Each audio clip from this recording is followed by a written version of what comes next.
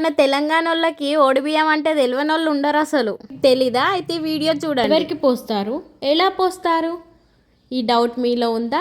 ఇది క్లియర్ కావాలంటే ఈ వీడియో మొత్తం చూడండి. ఓడిబియ్యం అంటే తెలుగువారి సాంప్రదాయంలో పెళ్ళైన ఆడపడుచుకు పుట్టింటి వారు ఇచ్చే అత్యంత అపురూపమైన గౌరవం. దాన్ని కానుక అని కూడా అంటారు. ఇది మన తెలుగువారి ఇళ్లలో చాలా వరకు కనబడుతుంది. ఇంట్లో పెళ్ళైనా, గృహప్రవేశమైన, పిల్లలకి చెవులు కుట్టించిన, శారీ ఫంక్షన్ అయినా, లేదంటే బారసాల, ఎలాంటి ఫంక్షన్స్కైనా పుట్టింటి వాళ్ళు తన కూతురికి ఒడిబియ్యం తీసుకొచ్చి ఒడి నింపుతారు. ఈ వేడుకలో పసుపుతో కలిపిన బియ్యం, కొత్త బట్టలు, కుంకుమ మరియు ఇతర పూజ ద్రవ్యాలను ఆడపడుచు ఒడిలో పోస్తారు. ఇది వివాహం తర్వాత దంపతుల శ్రేయస్సు కోసం తల్లిదండ్రులు తమ కుమార్తెను మహాలక్ష్మిలా భావించి చేసే ఆచారం ఇది.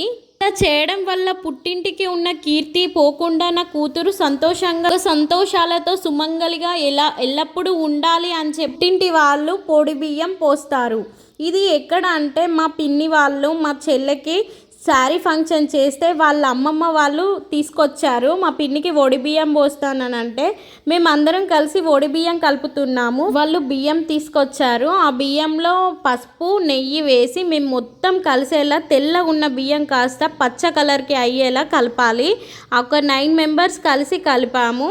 మొత్తం అంతా కలిసేలా కలుపుతున్నారు చూడండి. కలపడం అయిపోయిన తర్వాత 5 కుడకలు, జాకెట్ ముక్కలు, టవల్, 5 పోకలు, ఖర్జూర, పసుపు, కుంకుమ అన్నీ ఆ బియ్యంలో వేసి మా పిన్ని మా బాబాయ్ని అక్కడ కూర్చుండబెట్టారు. ఓట్లో టవల్ వేస్తుంది కదా, తనైతే మా పిన్ని వాళ్ళ వదిన.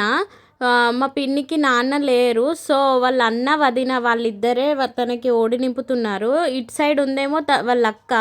ఇద్దరు కలిసి 5 టైమ్స్ అట్లా పోసారు. ఒక 5 మెంబర్స్ ఒకరి తర్వాత ఒకరు తనకి ఓడి నింప. తెలుగు సాంప్రదాయంలోనైతే అందరికీ ఉంటుంది, కానీ ఎప్పుడు పోయాలి ఏంటిది అని ఎవ్వరికీ సరిగ్గా తెలియదు. ఇలాంటి ఫంక్షన్స్ అంటే ఆడపిల్లలు లేనప్పుడు ఫంక్షన్స్ ఎక్కువ జరగవు కదా, అట్లాంటి వాళ్ళు ఏం చేస్తారంటే 5 ఇయర్స్కి ఒకసారి నార్మల్గా తన కూతుర్ని ఇంటికి పిలిచి ఖచ్చితంగా ఒడిబియ్యం పోస్తారు. తెలిసిన వరకు చెప్పాను. ఇంకేమైనా డౌట్స్ ఉంటే అడగండి. Please do like, share, subscribe. Thanks for watching.